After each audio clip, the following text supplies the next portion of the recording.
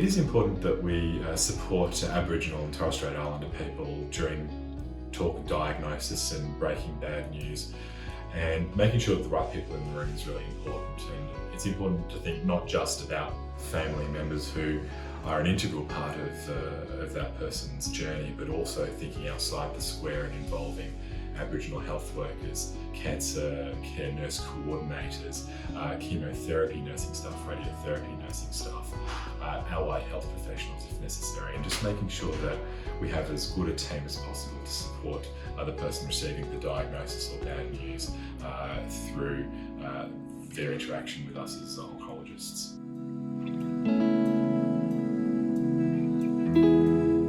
I think it's important to use as clear and simple language as possible.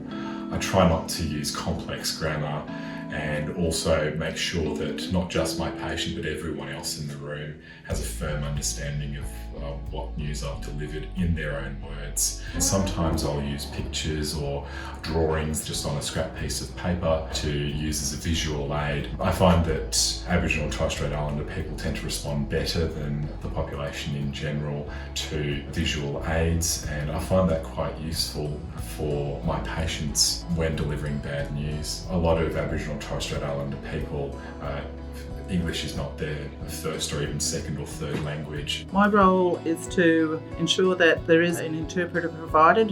In the event that there isn't, I will try and assist the practitioner to explain to the patient in a way that they'll understand by cutting out all the technical words. And often that conversation will continue on once the patient leaves. I'll often go and sit with them and just find out how they took the news, and if I can help with any family members that may need to know as well, and to give them a bit of time to absorb what they've been told and see if they've got any questions. We have this great resource with the optimal care pathways, and we're able to have touch points for patients, so we know the timeframes that we're meant to see patients. And unfortunately, sometimes with cancer, the patients actually don't want to engage with the service because initially they feel shame about where the cancer might have come from, so their belief system might prevent them from actually presenting early, which means sometimes we might see a cancer diagnosis be quite late, and the prognosis can be quite poor in some situations.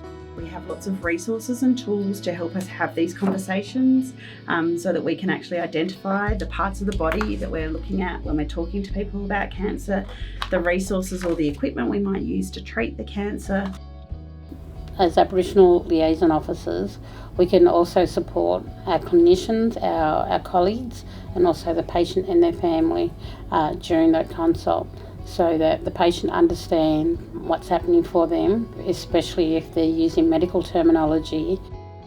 It's very important that I am calm and relaxed, that I'm confident in what I'm doing with their diagnosis and their prognosis, and has to be genuine and really honest. If it's a gynecological problem, for example, or something to do with the lower bowel, I have to be very aware of women's business and men's business. And if I'm dealing with a male patient, sometimes that can be very uncomfortable for them if we're dealing with, say, a prostate problem. So I have to make sure that that patient is comfortable with dealing with a female nurse and with a female Aboriginal liaison officer. And if they're not, it's my duty to try and find somebody male that's appropriate.